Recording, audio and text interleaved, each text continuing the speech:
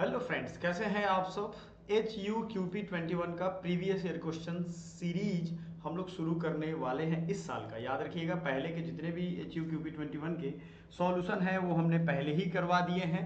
Make sure कि आपने वो सारा वीडियो देखा होगा। एक चीज याद रखना है कि अब हम सॉल्यूशन भी करेंगे और आपको लिए इसका एनालिसिस भी करेंगे। तो आपके पास अब दो काम हो गए हैं, सॉल्यूशन और एनालिसिस। मन से करिएगा, क्योंकि मन से अगर आप नहीं करोगे तो आपका रिजल्ट उस लायक नहीं आएगा, उतना अच्छा नहीं आएगा, फिर एक साल और परेशान होगे। Who among the following was not associated with Chipko movement of 1970? ये एग्जैक्ट वही क्वेश्चन है जो आपके एग्जाम में आया था। मेधा पाटेकर, अरुणा रॉय, सुंदर लाल बहुगुणा, अन्ना हजारे। ऑप्शन भी है, चूज द करेक्ट आंसर। मैं इसका ट्रिक भी दूंगा, आपको समझाऊंगा भी क्यों ये क्वेश्चन पूछा गया है और ये कहां आपके सिलेबस में है। अगर आपने सिलेबस देखा होगा माय डियर स्टूडेंट, अगर आपने सिलेबस देखा होगा तो आपको सोशल रिफॉर्मर्स की बारे में नाम वाइज, अरुणा राय का तो डायरेक्ट नाम है, मेधा पटकार का नाम है, आपने देखा होगा, अन्ना हजारे का नाम है, ये पूछा गया है। तो पूछ रहा है नॉट एसोसिएटेड, तो देखो मेधा, अरुणा रॉय, अन्ना हजारे, कौन किससे संबंधित है ये भी पढ़ेंगे। ये तीनों लोग क्या इससे संबंधित है? बिल्कुल भी नहीं। सुंदर लाल बहुगुणा इससे संबंधित है। आइए इसको समझते हैं। तो करेक्ट आंसर क्या होने वाला है? ABD। ये लोग नहीं है। डिटेल एक्सप्लेनेशन समझते हैं। चिपको मूवमेंट था क्या? देखो, ये 1970 का उत्तर प्रदेश है, उस समय उत्तराखंड अलग नहीं हुआ था। तो ये नॉन वायलेंट एनवायरमेंटल मूवमेंट था उत्तराखंड में, उस समय उत्तर प्रदेश था। प्रिवेंट डिफॉरेस्टेशन, ये भी ध्यान रखिएगा, उस समय यूपी था ये। विलेजर्स जो थे ये ट्रीज को यानी पेड़ पौधों पकड़ लेते थे, हग करते थे और उन्हें कटने से बचाते थे। एक और ऐसा इंसिडेंट हुआ था हिस्ट्री में जिसमें लोग पेड़ों को पकड़ते थे तो राजा ने आदमी और पेड़ दोनों को कटवा दिया था। तो ये यहाँ का है इंसिडेंट, याद रखिएगा। सुंदरलाल बहुगुणा ये चिपको आंदोलन से संबंधित है, ये की लीडर है, एनवायरमेंटलिस्ट है, who spread this message nationally. देखो, हर बड़ा सोशल रिफॉर्मर, या आप अपने ही घर में थोड़ा ज्यादा पढ़ लिख जाओ तो लोग आपको समझेंगे ये बेकार है, पागल है, घर का मुर्गी दाल बराबर। तो बड़ा विरोध हुआ, लेकिन बाद में सरकार ने, लोगों ने इनकी बात सुनी। मेधा पटकार ये चिपको आंदोलन से नहीं जुड़े हैं, ये नर्मदा बचाओ आंदोलन से जुड़ी हुई हैं। किससे? ये भी आपके एग्जाम में आ चुका है। अरुणा रॉय RTI मूवमेंट से एंड सोशल एक्टिविज्म इन राजस्थान, इससे जुड़ी हुई हैं। बेसिकली ये चिपको आंदोलन से नहीं जुड़ी हुई है। डिटेल एनालिसिस मैंने इसीलिए आपको कहा था कि मैं आपको डिटेल एनालिसिस देने वाला हूं। फिर अरुणा रॉय के बाद अन्ना हजारे, आपको मालूम होगा, जो आज हमारे पास लोकपाल है, लोक बाल बिल है, लोकायुक्त बिल है। रालेगांव सिद्धि एक महाराष्ट्र में गांव है, ये हमने पढ़ाया हुआ है अपने पेड कोर्स में, कंप्लीट इनके बारे में पूरा 10-20 पेज का है। तो आप लोग अगर नोट्स भी सिर्फ देखेंगे तो ये आपसे की तैयारी हो जाएगी, बाकी क्लासेस तो हैं ही। इंडिया अगेंस्ट करप्शन मूवमेंट इन्होंने चालू किया था, इसी से अरविंद केजरीवाल का जन्म हुआ और उन्होंने इंडिया अगेंस्ट करप्शन से करप्शन फॉर इंडिया कर दिया है ना, आपने देखा होगा वो कहानी। तो correct answer option A, B and D होगा। मेमोरी ट्रिक भी हमने दिया, sun hugged the trees not map. अभी देखो, सन मतलब सुंदरलाल बहुगुणा, ठीक है, ये हग्ड ट्रीज से इसे हमने रिलेट कर लिया, ठीक है। मैप मतलब मेधा पाटेकर, अरुणा राय, अन्ना हजारे, ये लोग नहीं एसोसिएटेड है। समझ में आ गया?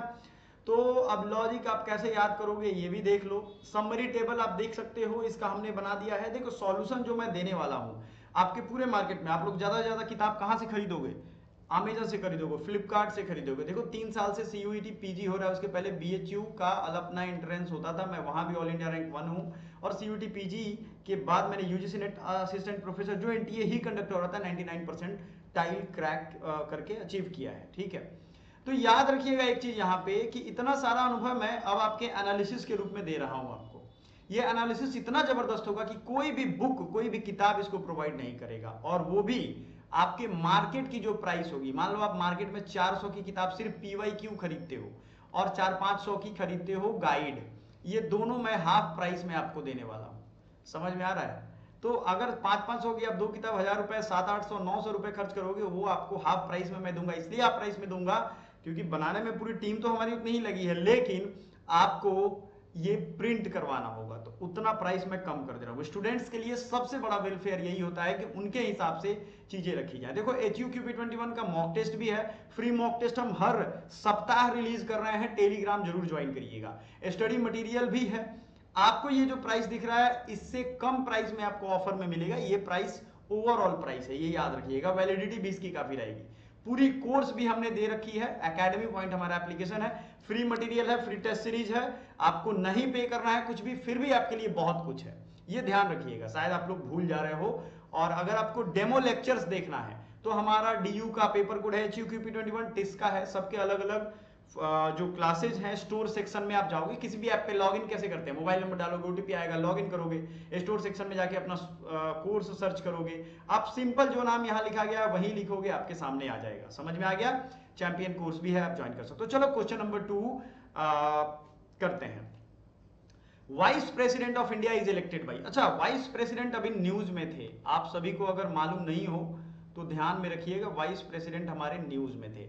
All elected voters of India, elected members of both the houses of parliament, elected members of state assembly, elected members of local self government। अच्छा बच्चों, आपको मैंने कई बार समझाया है कि CUT PG के एग्जाम के लिए पॉलिटी का बहुत इंपॉर्टेंस रहता है। इवन कि मैं असिस्टेंट प्रोफेसर का एग्जाम देता हूं, वहां भी पॉलिटी इंपॉर्टेंट हो जाता है। देखो पॉलिटी जो भी पढ़े लिखे लोग हैं ह्यूमैनिटीज में, उनके लिए जरूरी है। तो यहां क्या होता है, elected members of both the houses of parliament, elected members होते हैं वाइस प्रेसिडेंट के चुनाव में। आर्टिकल्स कौन सा है ये भी हमने दिया है। कुछ बच्चों को ये लग रहा होगा कि क्या सर ये नोट्स हिंदी में है कि नहीं, जी हाँ बिल्कुल, हिंदी और इंग्लिश हमने अलग अलग रखा है। सपोज दैट आपको सिर्फ हिंदी में चाहिए तो आप हमें पेमेंट करोगे, हम आपको डायरेक्टली पेमेंट का भी ऑप्शन है, व्हाट्सएप दे रहे हैं आपको 7052529525, ये नंबर पे आप पेमेंट करके हमसे डायरेक्टली व्हाट्सएप पे ले सकते हो, कोई इशू नहीं है, आप आराम से प्रिंट करवा सकते हो। व्हाट्सएप पे आप हिंदी इंग्लिश दोनों में ले सकते हो। कारण क्या है, कुछ बच्चे इंग्लिश में कंफर्टेबल हैं, कुछ बच्चे हिंदी में कंफर्टेबल है, तो हमने दोनों को अलग कर दिया। मान लो आपको सिर्फ इंग्लिश चाहिए तो इंग्लिश वाला ही प्रिंट कराओ, दुगुना पेज खत्म करने की जरूरत नहीं है, तो कम पैसे में आपका पूरा काम होगा, है ना, ये अच्छी बात।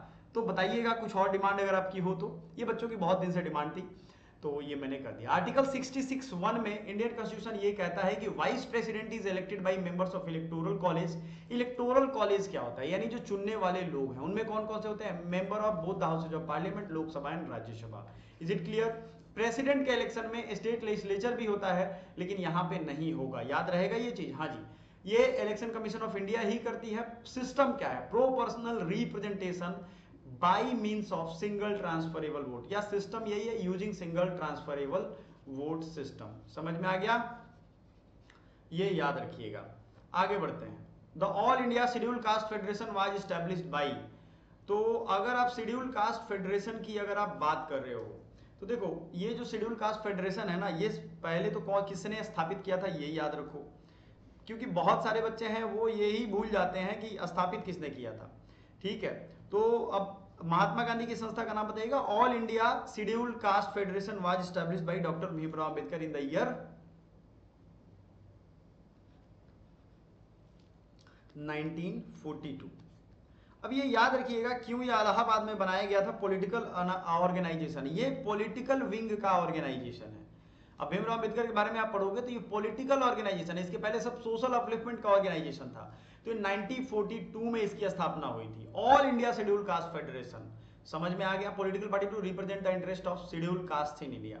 This was after he dissolved his earlier organisation Independent Labour Party. इसके पहले इन्होंने पार्टी इंडिपेंडेंट लेबर पार्टी बनाया था, इसे खत्म कर दिया। और इन्होंने 1946 में चुनाव भी लड़ा लेकिन अच्छे से जीत नहीं पाए। फिर 1956 में रिपब्लिक पार्टी ऑफ इंडिया इन्होंने बनाया। ठीक है, चलो आगे बढ़ते हैं। तो पहली बात किसने बनाई और कब बनाया गया, दो क्वेश्चन हो गए आपके, रिवीजन हो रहे हैं। और PYQ से आप यकीन नहीं करोगे 10 से 15 क्वेश्चन आपके लड़ेंगे, इससे इसका इतना एनालिसिस दे दूंगा कि इस बार 20 से ज्यादा क्वेश्चन लड़ेंगे। इरादे पक्के रखो अपने लाइफ में, विजन क्लियर रखो, जो भी चाहिए आपको, एक छोटी सी चीज चाहिए ना, क्लैरिटी के साथ उसके बारे में सोचिए कि वो चीज हमें कैसे, आपको टिस्ट में एडमिशन चाहिए ना, क्लैरिटी, टिस्ट में मतलब टिस्ट में ही हमें जाना है। मैंने ऐसे ऐसे बच्चों का इस बार 50 से ज्यादा बच्चों का सिलेक्शन करवाया है जो एकदम डिटरमाइंड थे, उन्होंने कुछ और सोचा ही नहीं, मैनिफेस्ट किया इस चीज को कि हाँ हम टिस्ट के लायक हैं, टिस्ट में हम जा रहे हैं, ये चीज होता है। अगला क्वेश्चन आई होप आपने देख लिया होगा। Arrange the following stages of the youngest to oldest, ये क्या है, oedipal, anal, adolescent, oral stage. ये इरिक, इरिक्सन, सिगमंड फ्राइड, इन सबके अलग अलग ह्यूमन डेवलपमेंट के स्टेजेज होते हैं। तो पहला होता है ओरल, फिर एनल, फिर ऑडिपल, फिर एडोलसेंस, ये याद रखिएगा। ठीक है, यंगेस्ट टू ओल्डेस्ट कह रहा है, तो ऑप्शन डी होगा। अच्छा, इसने सीधे डी लिख दिया ऑप्शन। ये याद रखिएगा, सीरीज इसी तरीके से सीक्वेंस होगा, डी फिर बी फिर ए फिर सी। डिटेल आंसर हमने लिख दिया है। डिटेल आंसर में 0 to 1 ईयर में ओरल स्टेज होता है, ठीक है ना। इनके जो प्लेजर्स हैं वो सेंटर्स ऑन द माउथ। आप देखते हो 1 साल से कम बच्चा कुछ भी तो मुंह में ही रखेगा, वो सकिंग, बाइटिंग, स्वेलिंग कुछ भी होगा। एनुअल स्टेज में 1 to 3 years, focus shifts to controlling bladder and bowel movement. Oedipal और फैलिक स्टेज में childs become aware of anatomical differences, Oedipus Electra complex arises, ठीक है, ये याद रखिएगा। ये 3 से 6 ईयर में। अडल्सेंस में आपको वैल्यू है puberty onward, social and sexual maturity develop, part of Freud's genital stage. Thus the chronological order from youngest to oldest is oral, anal, oedipal and adolescence. Supreme audit institutions, अच्छा ये directly पूछा गया है और इसका हमने अलग पॉलिटी के फोल्डर में ये सारा चैप्टर पढ़ाया हुआ है। Supreme audit institutions for ensuring accountability of executive to legislature. देखो चूंकि डिटेल एनालिसिस हम लोग दे रहे हैं, सिर्फ सॉल्यूशन नहीं दे रहे हैं। जो समझदार बच्चा होगा वो पूरा देखेगा। जिनको बहुत तेजी है रिजल्ट का, हड़बड़ी का कि नहीं हम तो सिर्फ आंसर देखेंगे भागते हैं यहाँ से, उनका नहीं होगा, वो बाद में बहुत पछताने वाले हैं। मैं देख रहा हूँ ना, देखो यार क्या रीजन है कि 20,000 बच्चे दे रहे हैं, सिर्फ 500 बच्चों का ही अच्छे अच्छे कॉलेजों में एडमिशन हो रहा है। कुछ तो है, क्योंकि 19,500 बेवकूफ कैटेगरी की तैयारी करने वाले स्टूडेंट हैं, वो सिर्फ आंसर ढूंढ रहा है। अरे किधर के आंसर, किधर के आंसर, नहीं मिलेगा भाई आपको आंसर, क्योंकि आप आंसर के लायक हो ही नहीं। सिंपल सी लॉजिक है। यूनिवर्स में वही आपके मिलेंगे जिसके आपके लायक हो, आप लायक हो। Controller and auditor general of India, ये आपका ऑडिटिंग का काम करता है। CAG, supreme audit authority in India, इस पे पूरा अलग चैप्टर ही हमने पढ़ा दिया है पॉलिटी की प्लेलिस्ट में, जो हमारा पेड कोर्स है उसमें। और आपको फ्री में लेक्चर भी अवेलेबल है, ये मत सोचना फ्री में नहीं पढ़ा है, फ्री में बहुत कुछ है, पढ़ने वालों के लिए बहुत कुछ है। It is established under 148 of the constitution. ये किसको रिपोर्ट अपना देते हैं? अच्छा, कैग की रिपोर्ट पार्लियामेंट में आती है, प्रेसिडेंट के सिग्नेचर होते हैं इस पे, ये याद रखिएगा। CAG audits all receipts, expenditure of government of India and the state governments, including those of bodies authorities substantially financed by government. Its main role is to ensure the executive government in the financially accountable, मतलब पैसे का सही उपयोग हो, ये ध्यान रखती है, स्टेट असेंबली में रखा जाता है। Reports of the CAG are mentioned, submitted to the president और गवर्नर। राज्य का होगा तो गवर्नर, नहीं तो प्रेसिडेंट को सबमिट किया जाता है, फिर प्रेसिडेंट साइन करते हैं, वो फिर चला जाता है रेस्पेक्टिव लेजिस्लेचर में। चलिए, क्वेश्चन नंबर 6 क्या कह रहा है? Social work has the following objectives. अच्छा, ये सोशल वर्क के बारे में आप बेसिक जब पढ़ोगे, आने वाले टाइम में एक डिटेल डिस्कशन मैं सोशल वर्क के बारे में रखने वाला हूँ। सोशल वर्क है क्या, सबसे बड़ा तो क्लैरिटी बच्चों को डेफिनेशन वाइज होनी चाहिए, और उसके क्या क्या ऑब्जेक्टिव है, क्यों है, कहाँ से आया, ये सारा का सारा 1-1.5 घंटे का एक लेक्चर मैं तैयार करता हूँ। To solve psycho social problem, create self sufficiency, develop autocratic value, ध्यान से सुनिएगा, ऑटोक्रेटिक वैल्यू क्या बनाएगा? बिल्कुल भी नहीं। To conscientize the community. अब यहां क्या होगा? ABD is the right answer. समझ में आ गया? डिटेल एक्सप्लेनेशन में तो core objective of social work क्या क्या है यहां पे देख लो, दिखा है। साइको सोशल प्रॉब्लम, जी बिल्कुल, सिगमंड फ्राइड से शुरू होता है इनका सिलसिला, और अगर आप मेंटल हेल्थ सेटअप में जाओ, निम्हांस में जाओ, या Tata institute of social science के उनके जो हॉस्पिटल्स हैं उनमें जाओ, आपको ये चीजें समझ में आने लगी। To create self sufficiency, to conscientize the community, raising awareness about rights, duties and social issues, to promote collective action, to develop autocratic value, ये सब करना है आपको। Question, which of the pulmonary irritant is usually found in air pollution. ये सोचो air pollution का कितना high level का क्वेश्चन है, और आप लोग सोचते हो अरे पॉल्यूशन तो मैं जानता ही हूँ, कंप्यूटर तो मैं जानता ही हूँ, मेरा तो एग्जाम हो जाएगा। मैं थोड़ा ज्यादा एक्टिंग कर रहा हूँ, ये इसलिए कर रहा हूँ क्योंकि चीजों समझो, आप नहीं होगा आपका रिजल्ट, क्योंकि वो चीज नहीं पढ़ रहे हो जो एग्जाम में पूछेगा। तो सल्फर ऑक्साइड जो होता है, सल्फर डाइऑक्साइड या सल्फर ऑक्साइड, या तो नहीं कह सकते हैं, एक्चुअली सल्फर के ऑक्साइड के अलग अलग वेरिएंट हैं, SO2 SO3 है। ये कॉमन एयर पॉल्यूटेंट है जो कि burning fossil fuels like coal and oil से होता है। They act as pulmonary irritants, causing inflammation of the respiratory tract and aggravating conditions such as asthma and bronchitis. ये दो बीमारियों को बढ़ाता है, ये दोनों याद रखिएगा अगले एग्जाम के लिए। अस्थमा एंड ब्रोंचिटिस में ये एक पॉल्यूटिंग एजेंट है। अस्थमा अगर होगा, उसको कहीं गाड़ी का धुआं निकल रहा है, बैठा दो, वो मर ही जाएगा, ये ध्यान रखिएगा। Water vapour and nitrogen gas are natural components of the atmosphere, are not considered harmful irritants in normal concentration. एक और चीज है, वाटर वेपर एंड नाइट्रोजन भी होते हैं नेचुरल कंपोनेंट्स, ठीक है ना। Carbon sulphate is not a standard term for a known air pollutant. It may refer to particulate carbon and sulfur but is not primary irritant. तो sulphur dioxide हो गए, primary कौन है ये याद रखना है, ठीक है, प्राइमरी नहीं है और है, ये दोनों में याद रखिएगा। अब आते हैं dash is a non structural measure of flood mitigation. Structural and non structural mitigation of flood, पहले तो होता क्या है ये समझो। देखो नॉन स्ट्रक्चरल क्या होता है, स्ट्रक्चरल मतलब एक बाढ़ विभाग है, उसके अंदर ऑफिसर्स हैं, उनका काम होता है मॉनिटरिंग, वो स्कीम्स चलाते हैं, वो गवर्नमेंट से लिंकेज करते हैं, कोऑर्डिनेशन करते हैं, लोगों को शिफ्ट करते हैं, वो स्ट्रक्चर है उसका बना हुआ।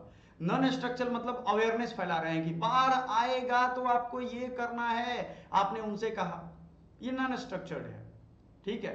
मिट्टी के कटाव को कैसे रोके इसकी बात कही जा रही है, ये सब नॉन स्ट्रक्चर है, एक दूसरे से सोचा जा रहा है, तो इसमें नॉन स्ट्रक्चर ही पूछा जा रहा है। तो वेटलैंड मेंटेनेंस ये स्ट्रक्चर्ड में आ जाएगा, क्योंकि वेटलैंड के लिए तो पूरा एक सिस्टम बना हुआ है, ठीक है ना, ये याद रखिएगा। चलो स्टूडेंट्स, माय डियर स्टूडेंट, ध्यान रखना है अपने आप का भी, हेल्थ का, सेहत का भी, ये याद रखिएगा। अब ये नॉन स्ट्रक्चर और स्ट्रक्चर को समझ लीजिए, ये फिजिकल कंस्ट्रक्शन नहीं होते, जैसे डैम बना दिया तो ये फिजिकल हो गया, तो ये स्ट्रक्चर हो गया, लेकिन डैम हमने नहीं बनाया। फ्लड के इंपैक्ट को खत्म करने के लिए हमने दूसरे सॉल्यूशन जैसे wetland maintenance in absorbing excess rain water, slowing water flow, reducing flood risk naturally, तो ये नॉन स्ट्रक्चरल मेजर हो गए। Improve drainage, spill prevention and anti erosion, ये स्ट्रक्चर। अब हमने क्या किया भाई, स्पिल प्रिवेंशन रोक दिया, ड्रेनेज सिस्टम को अच्छा कर दिया, तो ड्रेनेज तो स्ट्रक्चर वाइज आपको डेवलप करना पड़ेगा ना, ऐसे तो होगा नहीं। एंटी इरोजन मेजर्स कर दिए, एम्बैंकमेंट्स बना दिए हमने, तो अब तो वो काम ही नहीं करेगा, ये चीजें हैं। वन मैन इन्वायरन लीगल ब्रिगेड, ये याद रखिएगा, इन्होंने 2000 से ज्यादा फैक्ट्रीज बंद करवा दी थी प्रदूषण को लेकर के, बहुत महान आदमी हैं ये लोग। MC मेहता, ये जम्मू कश्मीर हाई कोर्ट में इन्होंने प्रैक्टिस की, वहीं से पढ़े हैं, फिर प्रैक्टिस की, फिर सुप्रीम कोर्ट आ गए। एक बार ताजमहल ये घूमने गए, देखो कितना गजब बात है, सब लोग ताजमहल घूमने जाते हैं, ये गए जब ताजमहल घूमने, तो ये देख रहे अरे तो हमने पढ़ा था कि बड़ा उजला है संगमरमर, भाई तो पीला पड़ गया। तो ये एनवायरमेंटल लॉयर था, इन्होंने केस ठोका दिल्ली हाई कोर्ट में, पहले PIL डाला, फिर वो डाले उन्होंने सुप्रीम कोर्ट में। Ganga pollution, Taj Mahal prevention case के लिए, प्रिजर्वेशन केस के लिए फेमस है, और ताजमहल के आसपास में 2-3 हजार फैक्ट्री थी, इवन की इनको जान से मारने की धमकी दी गई थी। इज रिलेंटलेस सोल, और इन्होंने बहुत साल केस लड़ा, 20-22 साल। इनका मिला वन मैन इन्वायरन लीगल ब्रिगेड, ये अकेला जाता था इंसान। MC मेहता और भी चीजों के लिए हैं फेमस, लेकिन इन्होंने ठीक करवा दिए। तो ये होती है बड़े आदमी की बड़ी बात। द टर्म डी वैट का क्या मतलब है, ऑप्शन अवेलेबल है, आप आराम से देखिए, करेक्ट आंसर भी है। अच्छा, ये बुक आपको अच्छा लग रहा हो, नहीं लग रहा हो तो बताइएगा हमें।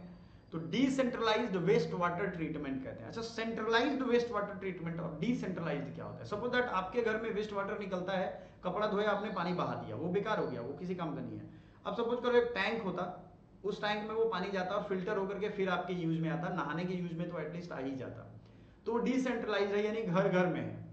लेकिन अगर सेंट्रलाइज्ड वाटर सिस्टम की हम बात करें, तो अब मान लो पूरे मोहल्ले का पानी एक जगह जमा करो, उसको फिल्टर करो, जैसे यूरोप के देशों में होता है, तब जाकर के वो सेंट्रलाइज्ड वाटर सिस्टम होगा, वाटर ट्रीटमेंट सिस्टम होगा। आप कुछ समझ पा रहे हो या नहीं समझ पा रहे हो, जरा एक बार हमें बताइएगा कि अगर आप समझ पा रहे हो तो बहुत अच्छा है, नहीं समझ पा रहे हो तो भी प्लीज मेंशन जरूर करिएगा। तो DWAT सिस्टम का यही काम होता है, लोकली नेचुरल बायोलॉजिकल प्रोसेस से, कुछ कीड़े हैं जिनको पानी में छोड़ दोगे तो ऑटोमेटिक साफ कर देंगे। Cost effective, sustainable and widely used in rural and semi urban areas. चलो, क्वेश्चन है dash imposed an upper limit on amount of land that can be owned by a particular family. Land ceiling act, कौन सा act है, land ceiling act. इसने upper limit करके रखा है कि कोई पर्टिकुलर फैमिली इससे ज्यादा नहीं लगा सकता है। अब इसने इससे ज्यादा लैंड होल्डिंग होगी तो वो गवर्नमेंट रीडिस्ट्रीब्यूशन में यूज करेगी, मतलब लैंडलेस लोग उसी गांव में होंगे तो उनको दे देगी। Question number 12, dash refers to the market value of all final goods and services. Economic concept याद करिए, पूरा सिलेबस पे बेस्ड है ये। Produced within a domestic territory for accounting measures in a year. अब देखो, एक बाउंड्री, देश के बाउंड्री के अंदर किसी भी तरीके का प्रोडक्शन हो रहा है, चाहे वो आप करें या विदेश की कंपनी करे, वो GDP में आता है। लेकिन इसी जीडीपी में से विदेशियों का पैसा हम निकाल दें, जो वो मैन्युफैक्चरिंग कर रहे हैं उनका निकाल दें, और हमारे देश के लोग जो बाहर अर्न कर रहे हैं उनको ले आए, ऐड कर दें, तो वो जीएनपी हो जाता है। यही सारा कॉन्सेप्ट मैंने समझाया हुआ है अपने बुक में और किताबों में भी। होता ये है कि आप कई चीजों को मिस कर देते हो, इसके लिए बेटर है कि 11th का एनसीईआरटी पढ़ लो, अच्छा रहेगा आपके लिए। Question, which of the following statements are correct for public interest litigation. अच्छा, पब्लिक इंटरेस्ट लिटिगेशन होता क्या है बताइए, करेक्ट स्टेटमेंट बताना है। ये ओरिजिनेट हुआ इंडिया में, ये भी सही है। Poor people access to judiciary करवाता है, बिल्कुल सही। मेनी एनजीओ इसको टूल के रूप में यूज करती है, बिल्कुल सही, ये भी बात है। PIL serve as a purpose of larger goods for community, हाँ कम्युनिटी के हेल्प में, बहुत बड़े परिदृश्य में ये हेल्प करता है, ये भी सही है। तो 1 सेकेंड, इसमें पूछ क्या रहा है,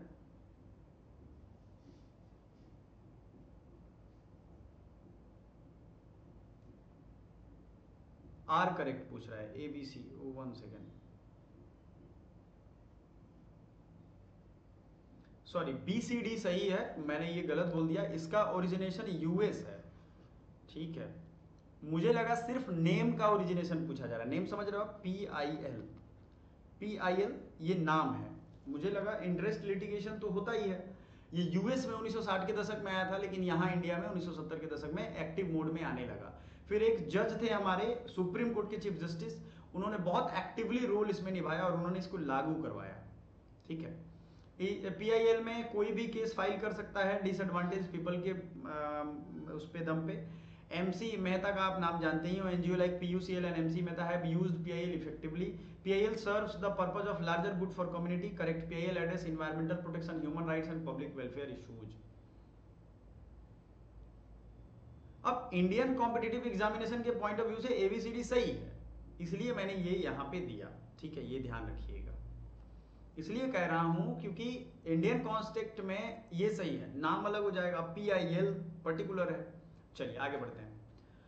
A term that describe people who express the need for power by manipulating and exploiting others in a deceptive and unscrupulous fashion is, बहुत जबरदस्त ये कॉन्सेप्ट है पॉलिटिकल।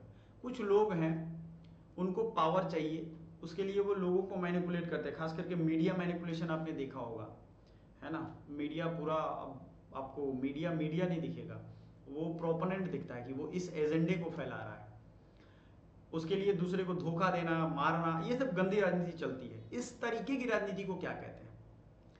तो मैकियावेली थे, मैकियावेलियनिज्म इसे कहते हैं। Is a personality trait that involves manipulation, exploitation, cunning strategy to gain power, often without regard for morality. जैसे लालू प्रसाद यादव और उनके बेटे जो हैं, एक पत्रकार का इंटरव्यू मैं देख रहा था, मतलब एकदम धूर्त किस्म के उसके बेटों में एक जो है, जो 9वां फेल है, वो है आपको पॉलिटिकल मतलब नेता है, वो राजनीतिक नेता है, वो कुछ भी करवा सकता है, और जो जंगल राज लोगों ने देखा नहीं है उसको भी वो दिखाएगा अगर सत्ता में आ जाए तो। It originates from all political philosophy of Niccolo Machiavelli who advantage pragmatic and sometimes unethical approaches to leadership। उसने कहा था कि सत्ता पाने के लिए कुछ गड़बड़ भी करना पड़े तो करते रहो, इसी ने, हर तरह के लोग हैं, सोच है, थॉट्स हैं। According to MS Gore, dash involves a deliberate effort to bring about a change in social attitude, culturally defined expectations and actual patterns of behavior of people in a desired direction through process of persuasion and public education। तो ये क्या होगा? अब देखो, MS गोरे ने कहा कि अगर हम डेलिबरेट यानी सोचा समझा कोई एफर्ट कर रहे हैं सोशल एटीट्यूड में बदलाव का, कल्चरल सिग्निफिकेंट चीजों को बदलने का, एक्चुअल पैटर्न्स ऑफ बिहेवियर लोगों का बदलने का, एक डिजायर्ड डायरेक्शन में, परसुएशन एंड पब्लिक एजुकेशन के थ्रू, तो उसे कहते हैं सोशल रिफॉर्म। जैसे राजा राम मोहन रॉय ने कहा, उन्होंने डेलिबरेटेड एफर्ट किया, ऐसा नहीं कि बिना मन से किया, सोच साथ समझा एफर्ट किया, सोशल एटीट्यूड लोगों का बदला सती के खिलाफ, और वो कानून भी पास करवाया। यही चीजें हैं। Through changes in laws, norms, institutions, कानून जरूरत पड़ी तो बदला गया। Which of the following are constitutional body, ये मैंने अलग से चैप्टर पढ़ाया हुआ है। क्या कराया हुआ है? ये चैप्टर अलग से पढ़ाया हुआ है, समझ में आया ना? ये सारा का सारा आप YouTube पे जाइए, आपको मिल जाएगा, पॉलिटी का प्लेलिस्ट देखिए। समझ में आ रहा है आपको? चलिए, which of the following are constitutional body? Law commission, union, public service commission. Constitutional पूछ रहा है तो यूपीएससी तो है।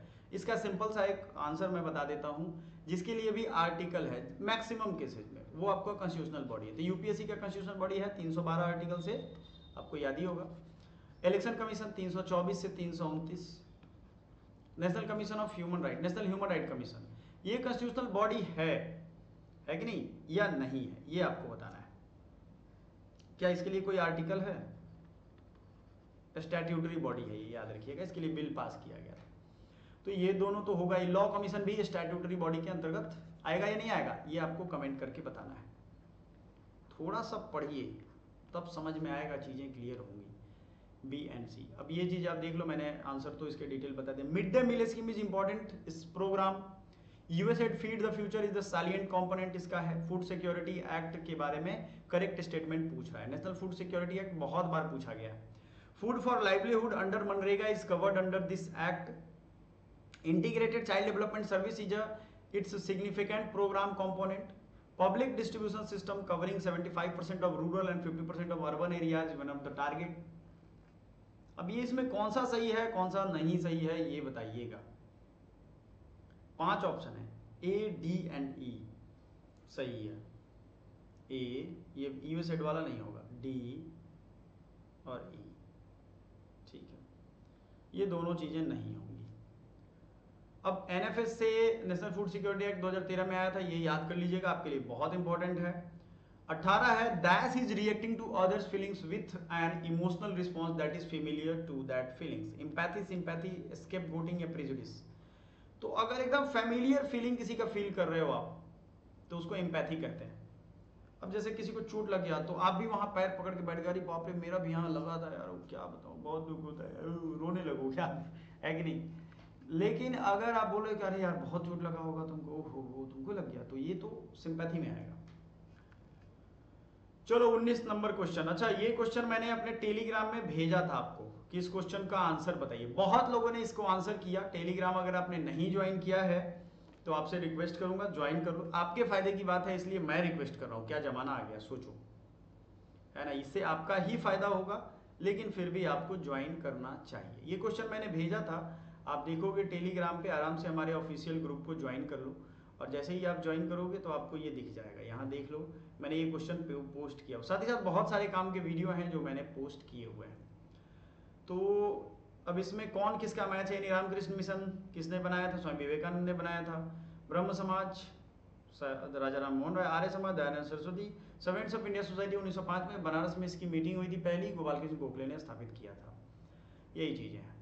अब which of the following statement are correct regarding to gender budgeting? Gender budgeting है क्या? अब तो हर साल आपको ये 2005-6 के बाद शुरू हुआ जेंडर बजटिंग। बजट अलग से नहीं दिया जाता है, लेकिन बजट का जो एक एरिया या एरिया ऑफ कंसर्न है वो इसमें प्रोवाइड करते हैं। Which of the following statement are correct with regard to gender budgeting? It refers to financial management by women at work place and home, ये भी सही है। It implies a specific allocation of funds by ministries towards women empowerment. It is a tool to facilitate gender sensitive analysis in the formulation and programme में ये analysis करता है। बिल्कुल सही, यही राइट आंसर है, और 2005-6 में हुआ था, ये तो मैंने बता ही दिया है। अब फाइनेंशियल मैनेजमेंट करना है क्या? बिल्कुल भी नहीं। स्पेसिफिक एलोकेशन भी नहीं होती है। जो एलोकेशन होगा उसमें विमेन सेंटर्ड एलोकेशन की पॉलिसी फॉर्मुलेट कर दी जाती है। जैसे मान लो शिक्षा में बजट आया तो नौकरी भी महिलाओं को देना है, उसका अलग से प्रोविजन, यही जेंडर बजटिंग है। C and D. Who among the following was not a member of constituent assembly? Mahatma Gandhi, Rajendra Prasad, B R Ambedkar, Jawaharlal Nehru. तो महात्मा गांधी कॉन्स्टिट्यूएंट असेंबली के मेंबर नहीं थे। समझ में आई ये बात? नहीं थे, वो कॉन्स्टिट्यूएंट असेंबली में थे ही नहीं। आजादी के बाद सबसे ज्यादा दुखी वही थे, उनको लगता था कि ऐसी आजादी किस काम की। Arrange the following committee in chronological order? Balwant Rai Mehta committee, Ashok Mehta committee, G V K Rao और एल.एम. सिंह भी। अगर आपने मेरा पंचायती राज वाला चैप्टर पढ़ा है, ये आंसर आप यूं करोगे। मैं फिर से कह रहा हूं, पॉलिटी हर बार काम आता है, इस बार भी काम आया, और देखिए उसको क्या है भाई। ABCD सब है। क्रोनोलॉजी कैसे है देख लो, बलवंत राय, फिर अशोक मेहता, जीवी के, और फिर एल.एम. सिंह भी, आखिरी में कॉन्स्टिट्यूशनलाइज हो गया मामला। यहाँ डेट के साथ मैंने रख दिया है, डेट भी पूछा जा सकता है, वन लाइनर में एमसीक्यू में पूछ दे या मैच करने के लिए दे दे, आपका गड़बड़ नहीं होना चाहिए। बलवंत राय मेहता 1957, अशोक मेहता 1977, जीवी की राव 1985, एलएम सिंह 1986, फिर ये बाद में पास ही हो गया। In which year was the protection of women from domestic violence act? Act वाली वीडियो जाकर के देख लो, यूट्यूब पे पड़ी हुई है, बहुत महत्वपूर्ण है, बहुत ज्यादा। नहीं अगर मिल रही है तो आ जाओ अपने एप्लीकेशन पे, आपको फ्री में ये चैप्टर हम पढ़ा देंगे, पढ़ाए हुए हैं एक्चुअली, देख लीजिए आप। Protection of women from domestic violence act 2005 है, physical, sexual, verbal, emotional and economic abuse से बचाने के लिए। अब आते हैं list 1 and list 2 book. Karl Marx, Emile Durkheim, Max Weber, किसने क्या क्या किताबें लिखी हैं? Division of labour in society, communist manifesto Karl Marx का है। Economy and society, Herbert Spencer. अब मैं आपको बताता हूँ, ये बुक एंड ऑथर देखो, जनरली आप में इस तरीके की बुक्स की नहीं बात है कि वो पूछी जाएगी, लेकिन यूजीसी नेट में ये ज्यादा पूछा जाता है, तो मैंने इसको भी अलग चैप्टर वाइज आपके लिए रखा हुआ है, आपको ये पढ़ना है। मैक्स वेबर की जो किताब है, अब आओ इसको, Herbert Spencer, principle of sociology, कौन क्या लिखा है अब आप समझ सकते हो, ठीक है ना? तो ए का 2 होगा, यानी कार्ल मार्क्स ने, सीधा लिखो आंसर, कार्ल मार्क्स ने कम्युनिस्ट मैनिफेस्टो दिया, Emile Durkheim, division of labour in society, Max Weber, economy and society, Herbert Spencer, principle of sociology, ये है। Which of the following are a statutory body? National commission for women, national commission for protection of child right, national human right commission, क्या होने वाला है? A, B and D. तो यहां भी हमने डेट लिख दिया है, स्टैट्यूटरी में national commission of women 1990, national commission for child rights की बात करें 2005, वायलेंस वाला एक्ट जो है डोमेस्टिक वायलेंस वो इसके साल में है, protection of human right act 1993 और national commission of scheduled caste article 338, है ना? इतने सारे रिवीजन हो रहे हैं, ये सिर्फ सॉल्यूशन नहीं है माय डियर स्टूडेंट, ये चाहिए आपको, बताया ना, 200-250 रुपए आपके लिए बहुत नहीं है। मैं बोल तो रहा हूँ, आपको मार्केट में जाकर के पता कर लो, आप फ्लिपकार्ट अमेजन पे जाइए, देखिए वहां पे कितनी प्राइस है, और उसके बाद हाफ प्राइस पे आप हमसे ले जाइए आराम से। देखो मेरा मकसद अब हो गया है कि बच्चों को सही चीज सही दाम पे और उनके लिए फैसिलिटेट करूं, कोर्स हो, स्टडी मटेरियल हो, मॉक टेस्ट हो, कुछ भी हो। सो व्हाट्सएप नंबर याद रखिएगा, जो भी बच्चा ये लास्ट तक देख रहा है उनके लिए बहुत बहुत शुभकामनाएं, उनका रिजल्ट होने वाला है अगर वो सारा वीडियो लास्ट तक देख रहे हैं। मेरी पॉजिटिव वाइब्रेशंस आपके तक पहुंच रही है, आपको जरूर वो मिलेगा। Thank you so much.